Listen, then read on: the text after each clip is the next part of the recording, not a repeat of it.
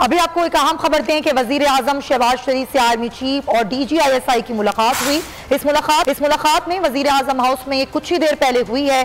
ज़राए के मुताबिक मुलाकात में मौजूदा मुल्की सूरत हाल पर गौर किया गया है। वजीर आजम को आर्मी चीफ और DGISI ने सिक्योरिटी सूरत हाल पर ब्रीफिंग दी है। ज़राए के मुताबिक वजीर आजम को सरहदी सूरत हाल समेत दहशत गर्दी के खिलाफ इक़दाम पर भी आगाह किया गया है।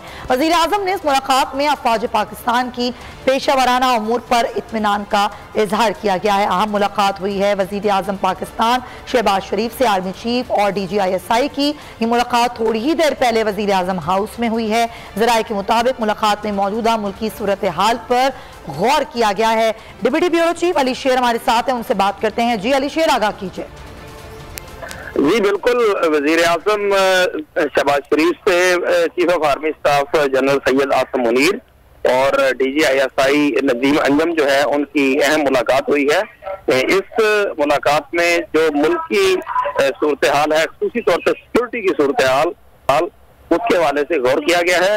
ज़राए का ये कहना है कि DGISI और आर्मी चीफ ने वज़ीर आज़म को सिक्योरिटी सूरत हाल पर ब्रीफिंग दी और सरहदी सूरत हाल खुसूसी तौर पर दहशत गर्दी के हवाले से जो इक़दाम हैं उनके हवाले से कहा किया।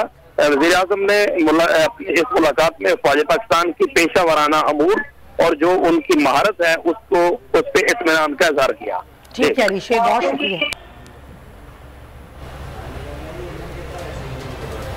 खबरों का सिलसिला जारी है, अभी वक्त तो एक ब्रेक का। ब्रेक के बाद देखिए।